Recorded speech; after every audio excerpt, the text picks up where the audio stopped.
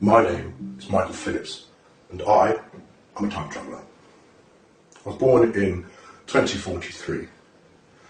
At the age of 18, I joined the army, had a few years there, and then I was recruited into the SAS, the 21st SAS Regiment to be exact. We carried out a number of missions in countries that I'm not allowed to name because I've signed the Official Secrets Act. And from there, I was contacted by a government department that called themselves Section 18. They told me they were a reconnaissance unit. However, it turned out to be something quite different. So I was then transferred to MOD Bottom Down, and there they took me into a hangar, and in that hangar I saw this 8-foot sized spheroid object. I was then briefed on what this object actually was. Turns out it was a time machine. This time machine, it uses two micro singularities, one at the top and one at the bottom, to power the craft into it creates a gravimetric distortion, and distortion then tears a hole in time-space. What you'd consider as UFOs are actually time-space craft. They have the ability to travel in space and also time. Many UFOs that you do see in the skies are in fact time travellers. My time at Bottom Down, I embarked on a number of missions. The first was to the year 2138, which was very interesting because it was not at all like I know the Earth to be now. In fact, it was rather polluted, and people were quite tribal, and it wasn't a pleasant place to be. Anyway, a little bit more about my time, 2075. All in all, it's not bad. There were a number of Earth changes which I do want to warn you about, which did change the Earth. Global warming continued. The major governments of the world did nothing to change that at all. So this is kind of a plea to change your ways. Another time traveller from, I think it was 2038, he came back. His name was Titor. He came back to 2000, I do believe, and he thankfully stopped a civil war in America, which was supposed to kick off in 2008. However, he got involved with the American intelligence authorities and the time travel program there. And it was decided that America needed a single unifying event to bring the country together and to avert a civil war. And that event was 9/11. Titor went back, I do believe it was May of 2001, just before 9/11 happened. So that's what happened there, and he did change the timeline so the civil war in 2008 didn't happen. More towards where we are now, where I am in 2018, which is odd because it's the first time I've travelled backwards in time. I've always travelled forwards. There is a limited nuclear exchange in 2019, March of 2019. That does involve North Korea. They attempt to launch a nuclear missile at Honolulu in Hawaii, and then the US responds with 2 cruise missile nuclear-laden missiles to Pyongyang and takes that out. So Kim Jong-un was no more at that point, and a lot of his government was taken out too. With the turmoil that ensued after that WW3 did start in 2020. It was a limited war though, thankfully. It only lasted 3 years. China and Russia were against the UK, America, and a few other countries. And all in all, it was a very fast but brutal war. Countless millions were killed. Nuclear weapons were used in a very limited capacity. Very limited, thankfully. Just battleground nuclear weapons. What else can I tell you?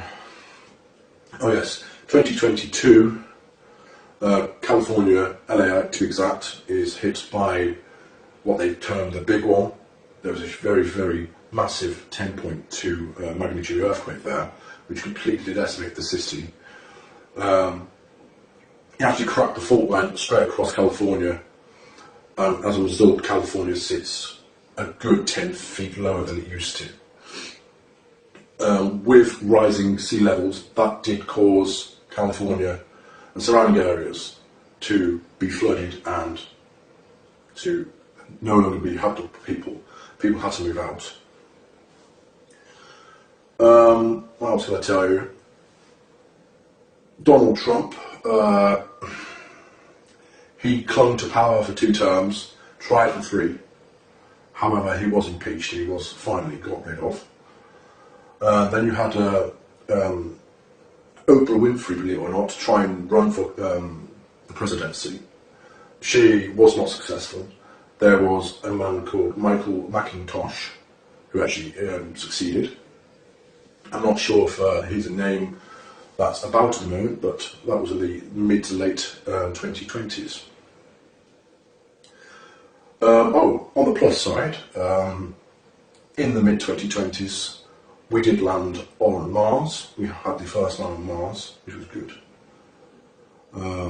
It wasn't by NASA at all, it was by SpaceX and Elon Musk.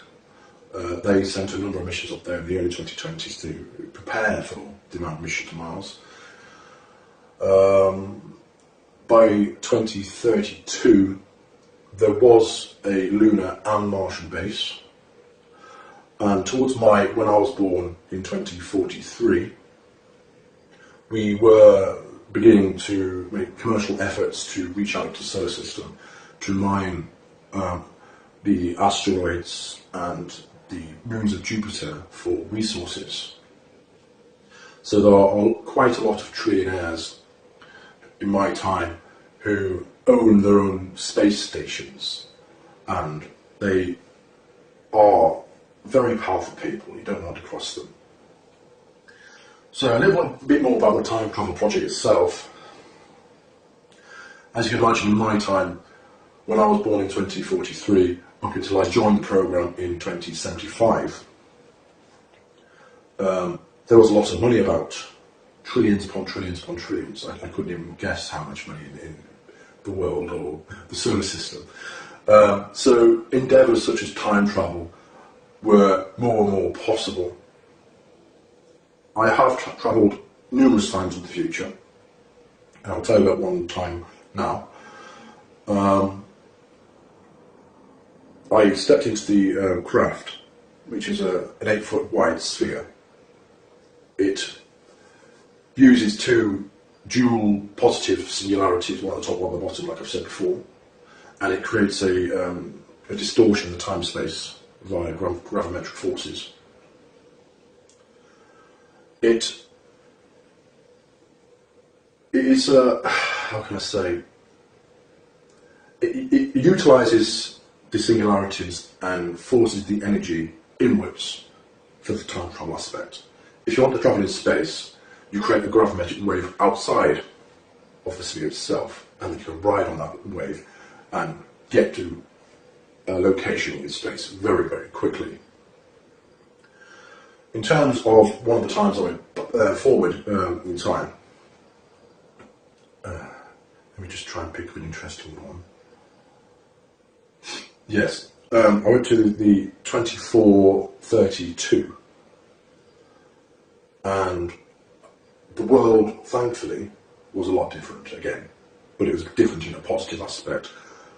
the atmosphere and pollution, that was all cleaned up, thank God. It was very nice actually, it was very green, there was lots of flowers everywhere. Everyone appeared to speak English, however I'm not sure if that was them speaking English or they had some kind of implant where they could understand English or speak in their language and you understood their language or what. Buildings were exceptionally tall, they were just huge glass towers. There were numerous cars which were flying and travelling in what I assume were highways in the sky. People were friendly, they were open, they weren't afraid to come up to you and say, hi, who are you, where are you from? I think they were quite used to having time travellers because when I said I was from 2075, they didn't appear to be all that shocked. I certainly would have been shocked at the time if I would have known time travel was about. What can I say about time travel itself? Time travel itself, well, back in, I think it was 1947, the US government captured a time-space craft. And this craft, it took them a few years to figure out what it couldn't and can actually do. They tried to retrofit some supermagnets onto a ship one time, I do believe. And unfortunately that did not go well. It did not travel in time. It travelled in space. It travelled approximately 30 or 40 kilometres down the coast. And when they did find this ship, this US Navy frigate, all the crew members were fused into the ship. And it wasn't a nice sight, so they hadn't quite perfected it back then. Officially, time travel was invented and perfected in 1975. There were a number of operatives who went backwards in time mainly because they wished to try and change various historical events such as World War II. However, they were not successful whatsoever. In fact, a lot of their efforts were making the changes and making what happened a lot worse. So if you've got any questions about what I've seen in the future, I think that you'd be more interested in that. I'd be more than happy to do another video and say, right, this is what's happened. Thank you.